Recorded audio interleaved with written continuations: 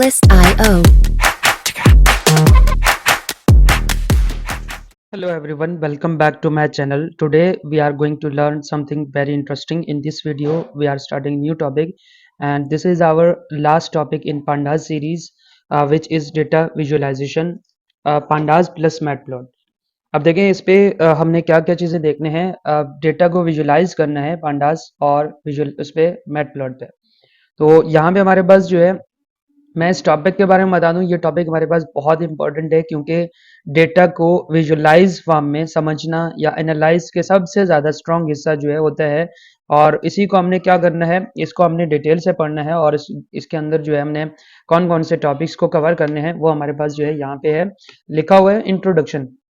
अब सबसे पहले हमारा जो पॉइंट है वो है इंट्रोडक्शन। इंट्रोडक्शन में हमने क्या देखना है, ये हमारे पास जो है इंट्रोडक्शन है। यहाँ से जो है मैं इसको इसका कलर चेंज कर लेता हूँ ताकि हमारे पास जो है ये विजिबल रहे। इंट्रोडक्शन में क्या करेंगे कि इंट्रोडक्शन यानी डेटा विजुलाइज का मतलब होता है कि डेटा को ग्राफ या चार्ट्स के फॉर्म में देखना। जब डेटा सिर्फ नंबर्स में होता है तो समझना जो है बहुत मुश्किल होता है, लेकिन ग्राफ से हमारे पास क्या होता है, ट्रेंड्स क्लियर हो जाते हैं, कंपैरिजन इजी हो जाता है, डिसीजन लेना आसान हो जाता है, जिसमें जो है हम आगे और भी बहुत सारी चीज़ें देखेंगे, विद कोड करके चेक करेंगे। इस लेक्चर में हमने पांडास के साथ बेसिक ग्राफिक्स बनाना हम देखेंगे, बनाएंगे इसमें और बनाना सीखेंगे। इसके लिए हमारे पास जो है कौन कौन से टॉपिक्स पॉइंट्स हैं। टॉपिक तो हमारे पास जो है डेटा विजुअलाइजेशन है, और इसके साथ जो हमने क्या करना है, नंबर 1 पे है लाइन प्लॉट, और उसके बाद बार चार्ट, उसमें हिस्टोग्राम, और उसके बाद जो है स्कैटर प्लॉट है और पाई चार्ट है, और उसके बाद लास्ट में हम एक रियल लाइव सेल्स डेटा का भी बनाने वाले हैं। तो यहाँ पे हमारे पास जो है सबसे पहले, जब लाइन प्लॉट से पहले जो हमने क्या करना है, डेटा फ्रेम बनाना है। डेटा फ्रेम बनाने के लिए मैं यहाँ पे आऊँगा, अपने जुपिटर पे आऊँगा, और जुपिटर पे आके यहाँ पे हमारे पास जो है ये जुपिटर है, और मैं एक नया डेटा फ्रेम बनाऊँगा। इसके लिए यहाँ पे इसमें क्या करना है, सिंपली मुझे इंपोर्ट करना है, import pandas S P D. अब इसके बाद क्या करना है, इंपोर्ट उसमें हमने करना है मैट प्लॉट को। अब मैट प्लॉट को जब हम इंपोर्ट करेंगे, यानी हमारे पास जो है पाइथन की जो एक सेकंड लाइब्रेरी है, इससे पहले हमने pandas को कवर किया है, और आज जो है इसके साथ हम एक वीडियो बना रहे हैं जिसमें हम डेटा विजुलाइज करेंगे, और मैट प्लॉट को मैं एज अ PLT के नाम से कॉल करूंगा, जिस तरह जो है हम pandas को PD के नाम से बुलाते थे। अब इसके बाद क्या करना है, यहाँ पे हमारे पास जो है जब ये हो जाए तो सिंपली मैंने क्या करना है, डेटा बनाना है, जिसपे हमने क्या करना था, उसमें डेटा इज इक्वल टू, और उसके साथ मैंने यहाँ पे क्या करना है, डबल कोटेशन के अंदर यहाँ पे मैंने लिखा है नेम, और नेम के साथ जो है मुझे क्या क्या रखना है, मैंने यहाँ पे मैंने लिखा है अली, और इसके बाद हमारे पास क्या होगा, डबल कोटेशन के अंदर यहाँ पे सना, और फिर हमारे पास जो है इसके अंदर क्या होगा, एक नाम और, जिसमें मैंने रखा है हमजा, और फोर्थ पॉइंट में हमारे पास जो है ये नाम रखा है, जो कि मैं हर वीडियो में यही करते हुए आ रहा हूँ, इसलिए जो है मुझे नहीं लगता कि इस पे मुझे मजीद इन पॉइंट्स पे दोबारा समझाना पड़े। जिस पे एक सिंपल डेटा फ्रेम बनाते हुए आ रहे हैं, और सेम डेटा ही दे रहा हूँ मैं बार बार, और 92, और उसके बाद जो है 76, और उसके बाद हमारे पास जो है 89 है। अब इसके बाद क्या करना है, सिंपली मैंने D F is equal to, अब मैं कोशिश कर रहा हूँ मैट प्लॉट को साध लूँ, क्योंकि इसमें जो है हमने ग्राफ्स पे और चार्ट्स पे बात करना है, तो इसलिए जो है मैं एक डेटा फ्रेम खुद बना रहा हूँ। हालांकि अब मैं कॉपी पेस्ट भी कर सकता था, और P D dot data frame, और इसके अंदर जो है यहाँ पे क्या करना है, डेटा फ्रेम में डेटा, और फिर मुझे यहाँ पे क्या रखना है, प्रिंट, और प्रिंट के साथ यहाँ पे मैंने लिखा है डेटा फ्रेम। अब इस पे क्लिक करूंगा तो आप देख सकते हैं हमारे पास जो है ये सिंपल एक डेटा आया है।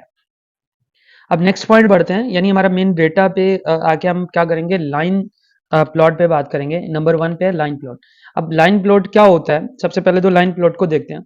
लाइन प्लॉट क्या है कि लाइन प्लॉट ज्यादातर टाइम बेस्ड डेटा के लिए यूज होता है, यानी परफॉर्मेंस ट्रेंड दिखाने में मदद करता है। किस तरह, जाके यहाँ पे देखेंगे, जैसे मैंने यहाँ पे लिखा है DF, पहले टारगेट करूंगा यहाँ पे मार्क्स को, यहाँ पे मैंने लिखा है मार्क्स, मार्क्स।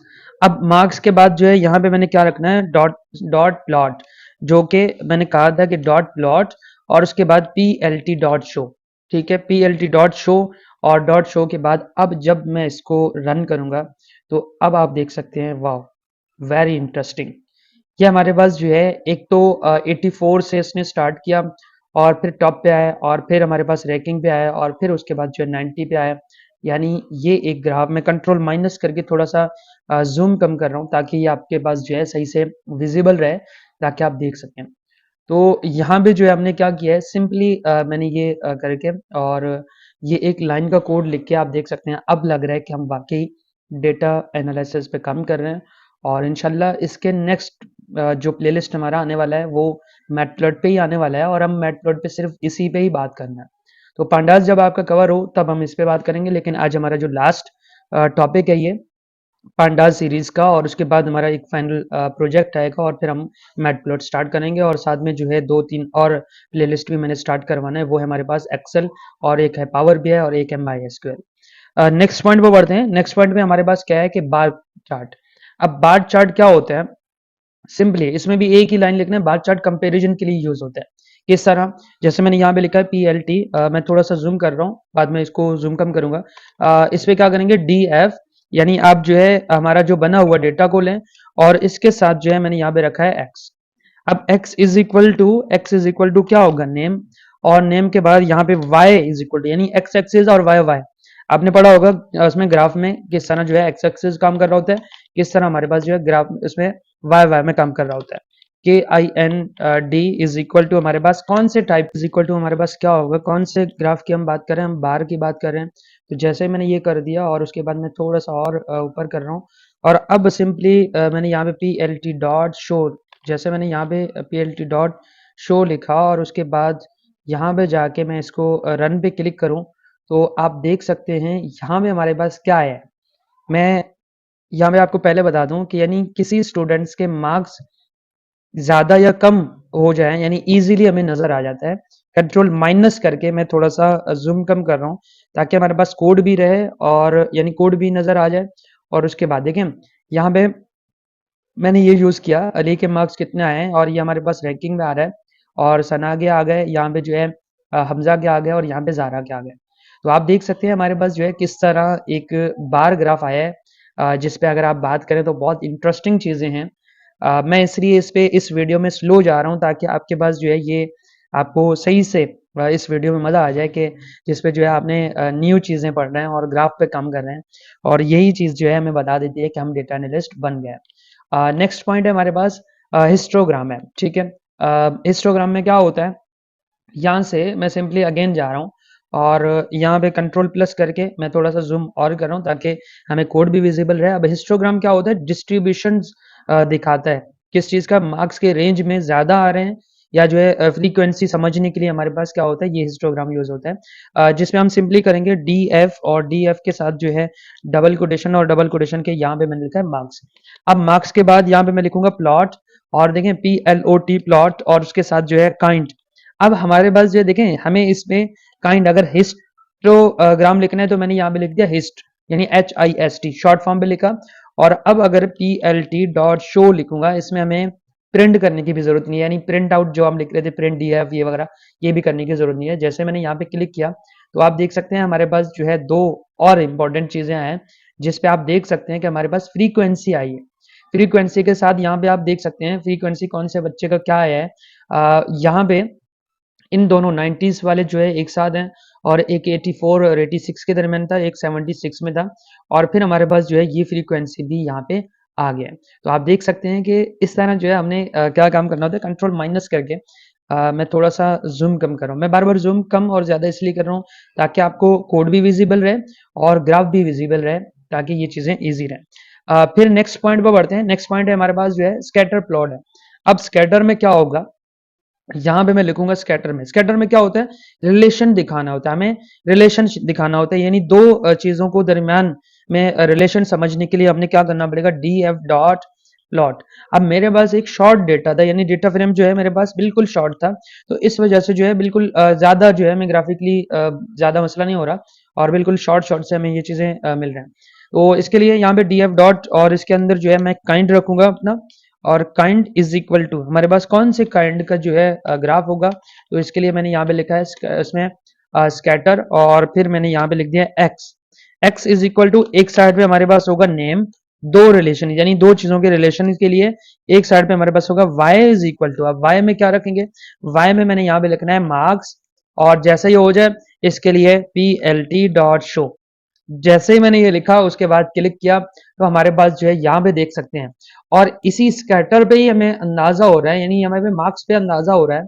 यानी मैं अगर थोड़ा सा माइनस कर दूं और ताकि ये सही से विजिबल रहे, इसी में हमें यहाँ पे जो है हमजा के डॉट्स, यानी हमजा किसमें है, और यहाँ पे अली कौन से पॉइंट पे है, और सना जो है कौन से पॉइंट पे है, और जारा जो है कौन से पॉइंट पे है। तो आई होप कि आपको ये चीजें इंटरेस्टिंग लग रहे हैं, और नेक्स्ट पॉइंट पे बढ़ते हैं। नेक्स्ट पॉइंट है हमारे पास पाए चार्ट। अब पाए चार्ट को देखने के लिए मैं सिंपली अगेन एक और कोड ऐड कर लेता हूँ, जिसमें हमारे पास क्या होगा, डी एफ और dot set index. Pie chart में होता है क्या है कि यानी कंट्रीब्यूशन या शेयर समझने के लिए हमें यूज करना होता है। तो इसके लिए मैंने डॉट उसमें सेट और उसके बाद जो है इंडेक्स यूज करना होता है, यानी उसके इंडेक्सेस को टारगेट करना होता है। यहाँ पे मैंने लिखा है एक नेम, और नेम के साथ जो है यहाँ पे रखेंगे डबल कोटेशन के अंदर मार्क्स का। जैसे ही मार्क्स, उसके बाद डॉट प्लॉट, डॉट प्लॉट, और फिर मुझे यहाँ पे काइंड यूज करना है। काइंड इज इक्वल टू हमारे पास कौन से चार्ट होगा, तो मैंने यहाँ पे लिखा है पाए। आई होप पाए, पाए, हाँ पाए सही है। इसके बाद क्या करेंगे, यहाँ पे कॉमा देके उसके बाद यहाँ पे auto P C T, auto pack, और is equal to double quotation के अंदर एक साइड पे मैं रख रहा हूँ परसेंटेज यानी मॉड्यूल 1, और दूसरे साइड पे मैं रख रहा हूँ यहाँ पे डॉट 1 और उसके बाद एफ, और यहाँ पे जो है डबल टाइम जो है मॉड्यूल दे रहा हूँ, कंट्रोल प्लस करके मैं इसमें जूम कर रहा हूँ ताकि ये विजिबल रहे। जैसे ये हो जाए सिंपली आपने क्या करना है, plt डॉट डॉट शो, और शो को हमारे पास एक मेथड है इसलिए शो को यहाँ पे क्लोज करेंगे। जैसे मैंने इंटर किया, कंट्रोल माइनस किया, ये हमारे पास क्या आ रहा है, ये पाई चार्ट आ रहा है। अब यहाँ पे पाई चार्ट में अगर देखें कंट्रोल प्लस करके थोड़ा सा और कर लेते हैं। हाँ, अब पाई चार्ट में क्या आ रहा है, पाई चार्ट में आप देख सकते हैं कि सना जो है 26% पे है, यानी 26 पे है, और ये 24 पे है, और ये 26 पे है, ये हमारे पास 22 पे है। तो आई होप कि आपको ये भी बेसिक चीज समझ आ गई होगी, पाई चार्ट जो है हम पांडास पे और मैटप्लॉट पे किस तरह बनाते हैं। फिर नेक्स्ट पॉइंट बढ़ाएंगे, हमारे पास रियल लाइफ प्रोजेक्ट होगा, जिसपे मैं कहूँगा कि एक मिनी प्रोजेक्ट की भी बात करूँ कि क्या होगा, वो तो हम बाद में बात करेंगे। पहले हम रियल लाइफ एग्जांपल्स की तरफ आते हैं, इसके बाद फिर हम यहाँ पे आएंगे। अब रियल लाइफ एग्जांपल्स में क्या होता है, सिंपली मैंने यहाँ पे लिख दिया है सेल्स इज इक्वल टू, अच्छा रियल लाइफ डेटा को CSV फाइल सेंड चार्ट बनाओ, और उसके बाद क्या करें, हाँ विजुअलाइज करें। चलो मैं यहाँ पे पहले आपको ये करके दे देता हूँ, रियल लाइफ एग्जाम्पल के साथ देखते हैं क्या उसमें करना है।